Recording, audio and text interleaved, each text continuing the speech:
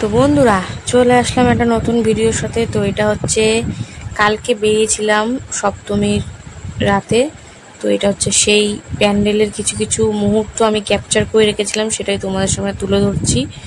তো দেখো, এটা হচ্ছে আমাদের একদম পাড়ার খুব কাছের প্যান্ডেলেই কালকে ঘুরেছি, মানে বলতে পারো আশেপাশেই ঘোরাঘুরি করছিলাম, কারণ আগের দিন গিয়ে যা মানে কষ্ট হয়েছে কি বলবো। তো যাই হোক, এই যে এক এক করে এক একটা প্যান্ডেলে ঢুকছি আর তোমাদেরকে দেখাচ্ছি।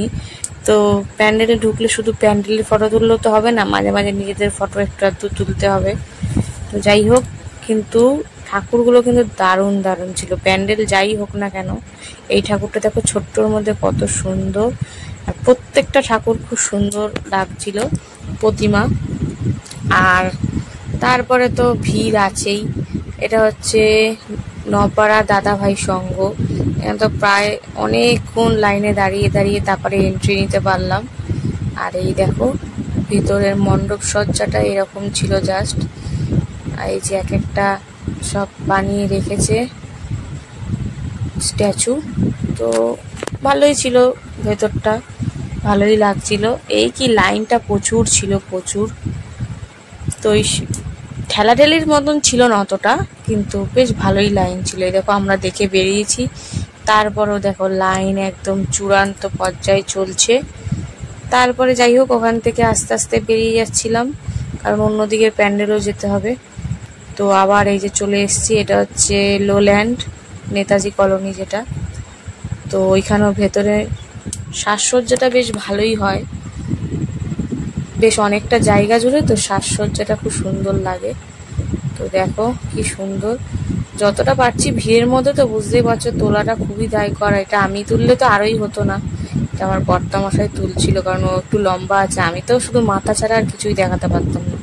তো যাই হোক, প্রতিমাগুলো কিন্তু দারুণ ছিল।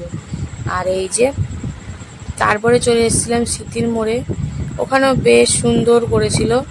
এটা মনে হচ্ছে কালীঘাট টাইপ, কালীঘাট করেছিল মনে হয়, হ্যাঁ কালীঘাটই ছিল। তো বেশ ভালো লাগছিল, ঠাকুরটাও পুরো একদম কালো টাইপের করেছিল, আর সাথে মা তারাও ছিল। আর এখানের এই যে মেলা তো থাকবেই, এখনকার পুজো মানেই মেলা, ঠাকুরের থেকে মেলাতেই বেশি আনন্দ করে সবাই। তো এই যে তারপরে বাড়ির দিকে আস্তে আস্তে ফিরছিলাম, ওইদিকে আবার যে কটা ঠাকুর দেখতে দেখতে চলে আসছিলাম বাড়ির দিকে। তো বেশ ধীরে সুস্থে অনেকগুলোই ঠাকুর দেখেছিলাম, আর ভালো ভালো প্রতিমা দর্শন করলাম। প্যান্ডেলগুলো খুব ভালো ছিল। তো কালকে বেশ এনজয় করে ঘুরেছি। এই দেখো এই ঠাকুরটাও কতটা সুন্দর। তারপরে কয়েকটা ফটো তুলে আবার বাড়ির দিকে আস্তে আস্তে রওনা দিচ্ছি। আমার মেয়ে তো ঘেমে ঠেমে চান হয়ে গেছে, তাও যাচ্ছে ভিতরে, আগে আগেই এগিয়ে যাচ্ছে। তো বেশ ভালোই ঘুরলাম সপ্তমীর রাতটা।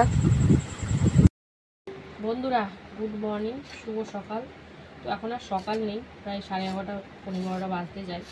তো ভিডিওটা আজকে এখান থেকে শুরু করছি, কারণ আজকে তো শুভ অষ্টমী। তো আজকে অষ্টমীর দিনে কিন্তু আমরা ভাত খাই না, ওই জন্য আজকে কিন্তু হবে লুচি বা পরোটা, যাই হোক না কেন, ইচ্ছা তো আছে লুচি করার। আর সাথে লুচির সাথে একটু ভাবছি, আলুর দমটা এত বড় বড় হয়, আমি ভাবছি এরকম ছোটো ছোটো তরকারির মতন কেটে তারপর আলুর দম করবো, তাহলে কিন্তু বেশ খেতে লাগবে, তাই না বলো? হ্যাঁ একবার করে দেখো। হ্যাঁ ভালোই লাগবে। তাই জন্য এখানে পোস্ত, চারমগজ, ধনে পাতা, টমেটো, আদা সব নিয়ে একদম নিরামিষভাবে হবে, পেঁয়াজ রসুন দেবো না। অ্যাকচুয়ালি ধনে পাতা নিয়ে নেই একটুখানি। ভালো লাগবে ধনে পাতা দিতে। তো আজকে শুভ অষ্টমী, জানি না কে কী খায়, আমরা ভাত খাই না প্রতিবারই, তো এই জন্যই করবো। তো এই দেখো আলু কেটে নিলাম, বেশ অনেকটাই হয়েছে, একটু বেশি করেই করি, থাকলে ওগুলো খাওয়া যাবে বলো। তো বন্ধুরা আজকে তো এখন কদিন ধরে রান্নাবান্না ঠিকঠাক হচ্ছে না, তাই তোমাদের সঙ্গে ভিডিও ঠিকঠাক দিতে পারছি না। ওই ঘোরাফেরার ভিডিও যতটা পাচ্ছি তোমাদের সঙ্গে তুলে ধরছি, কি আর করা যাবে, পুজোর সময়টা এরকমভাবেই যায়, বছর একবার আসে, তাই না? হ্যাঁ। তো এই দেখো কেটে নিলাম আলু, আর দেবো না ভাবছি, এটাই ঠিক আছে। হ্যাঁ ওটা ঠিক আছে, এটা দিও না, বেশি হয়ে যাচ্ছে। তো এই যে টমেটো, তো বাজার সেরকম কিছুই হচ্ছে না যে তোমাদের বাজার দেখাবো। বাজারে করে কি করবো, বেকার নষ্ট হবে। কারণ আমরা বেশিরভাগ সারা বছরটা ঘরের খেয়ে খেয়ে আর ভালো লাগে না, মানে বাইরে কিছু একটু খাই, তাই কোনো রকম দুপুরবেলাটা চালিয়ে নিই, তারপরে সন্ধ্যেবেলা রাতের বেলা কথা আলাদা। তো চলো আর কি বলবো, এই টুকিটাকি যা করব সেটা তোমাদের সামনে একটু তুলে ধরার চেষ্টা করব। আর মাইক ফাইক বাজলে তো বাদই দাও, আর কোনো কথাই নেই। তো যতটা পারবো তুলে ধরবো, ঠিক আছে? তো চলো, অনেকটা বেলা হয়ে গেল, এখন আপাতত আলু তরকারিটা করার চেষ্টা করি। কারণ লুচি পরোটা যাই করি না কেন, ওটা গরম গরমই ভালো লাগে খাওয়ার। আধা ঘন্টাও না, 15-20 মিনিট বা ভাজতে ভাজতে ওইটা হলে তো আরও সুবিধা। তো চলো এখন আপাতত দেখতে থাকো, সঙ্গে থাকো। এই যে প্রথমে কিন্তু তরকারিটা করে নিচ্ছি, জিরে ফোড়ন দিয়ে দিলাম এই যে ডুমো ডুমো করে কেটে রাখা আলু আর সাথে হলুদ। তো এখন আলুটা ভেজে নেব হালকা করে, তারপরে মশলা বাটি দেবো। তো চলো সুন্দর করে একটু ভেজে নিই, তারপরে আবার আসছি। বন্ধুরা দেখো, আলুটা কিন্তু বেশ হালকা করে ভেজে নিয়ে দিয়ে দিলাম পোস্ত, চালমগজ, আদা, টমেটো, কাঁচা লঙ্কা বাটা, সাথে জিরের গুঁড়ো, ধনিয়া গুঁড়ো, আর দিয়েছি লবণ আর হলুদ তো আগে দিয়েছিলাম। তো চলো এখন হালকার উপর একটু কষিয়ে নিয়ে তারপরে কিন্তু জল দেবো সেদ্ধ হওয়ার মতন আর গ্রেভি রাখার মতন। তো চলো এখন হালকার উপর কষিয়ে নিই, তারপরে আসছি। দেখো শুকনো শুকনো করে বেশ কষিয়ে নিয়েছি। কালারটা কিন্তু টমেটোর জন্য যা কালার আসবে, আমি কিন্তু লঙ্কার গুঁড়ো বা কাশ্মীর লঙ্কার গুঁড়ো দিইনি। এবার আমি দিয়ে দিচ্ছি এর মধ্যে দেখো ভালো করে সুন্দর করে সেদ্ধ হওয়ার মতন জল, আর সাথে জল তো দেবই, মানে দিলামই। আর সাথে কি দিচ্ছি দেখো, এই যে আমি কোনোদিন এরকম ছোট ছোট ভাবে আলুর দম করিনি, প্রথম করছি, আশা করি ভালোই হবে। একই তো জিনিস, শুধু ছোট আর বড়, এই যা।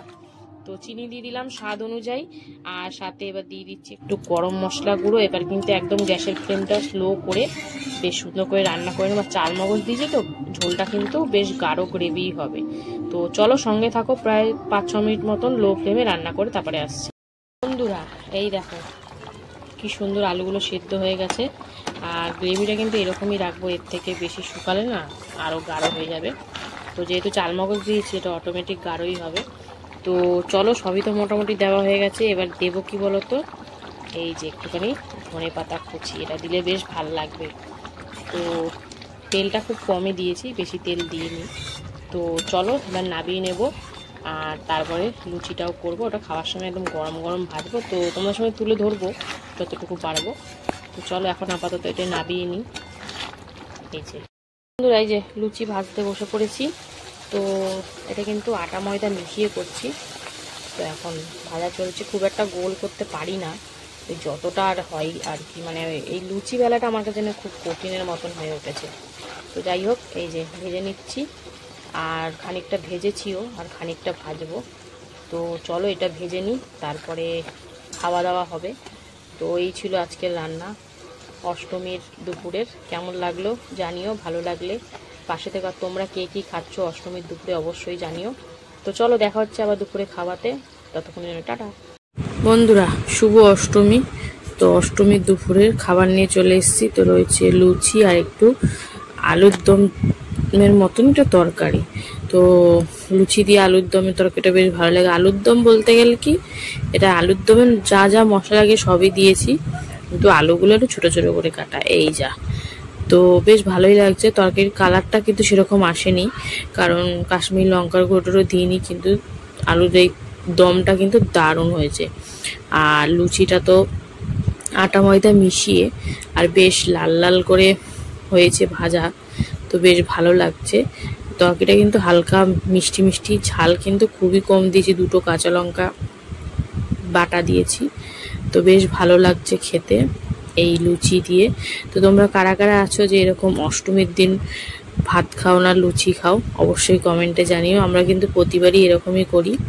তো বেশ ভালো লাগছে লুচি দিয়ে এই আলুর দমের তরকারিটা। তো বেশ ভালোই খাচ্ছি, খুব একটা ভালোবাসি না আমি, ওই কিছু করার নেই, যেটা নিয়ম সেটা মানি। তো এই ছিল আমার খাওয়া দাওয়া আজকের। তো কেমন লাগলো অবশ্যই জানিও, আর ভিডিওটা যদি ভালো লাগে অবশ্যই পাশে থেকো। তো চলো এখনের মতন টাটা, আবার দেখা হবে নেক্সট কোনো ভিডিওতে। সবাই সুস্থ।